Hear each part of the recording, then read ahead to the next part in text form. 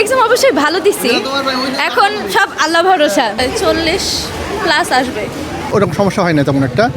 তথ্য সহায়তা কেন্দ্র দিয়েছে এবং সেখানে গার্জেনরা এসে বসছে। সন্ধ্যাবেলা এই পরিচ্ছন্নতার জায়গাটি নিশ্চিত করা হবে যাতে আগামী বছর বিভাগীয় শহরে পরীক্ষাটা নেওয়া হয়। আর সবারই তো থাকে ইচ্ছা যে হচ্ছে ভর্তি হবে একটা পাবলিক ভার্সিটিতে, আমারও আর কি ইচ্ছা।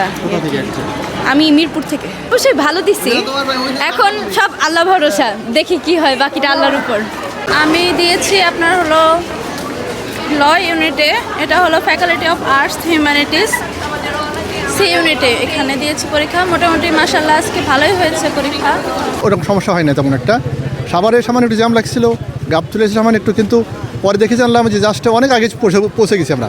জাকসু থেকে বিশ্ববিদ্যালয়ে 7টি জায়গায় টেন্ট দিয়েছি, মানে তথ্য সহায়তা কেন্দ্র দিয়েছে এবং সেখানে গার্জেনরা এসে বসছে এবং আমরা সেখানে টিস্যুর ব্যবস্থা রেখেছি, পানির ব্যবস্থা রেখেছি এবং জাকসু এবং হল সংসদ মিলে আমরা টেন্টগুলো পরিচালনা করছি এবং আমাদের বিশ্ববিদ্যালয়ে যে কার্ডগুলো রয়েছে সেখানে আমরা ভাড়া নির্দিষ্ট করে দিয়েছি। সন্ধ্যাবেলা এই পরিচ্ছন্নতার জায়গাটি নিশ্চিত করা হবে এবং এই যে কার্ট, অটোরিকশা সহ যে পরিবহন ব্যবস্থা রয়েছে, পরিবহন ব্যবস্থা শৃঙ্খলার জন্য আমরা বৈঠক করেছি এবং তাদেরকে নিয়মিত ভিত্তিতে এই শৃঙ্খলা নিয়ে আসার জন্য আমরা তদারকির মধ্যে রয়েছি।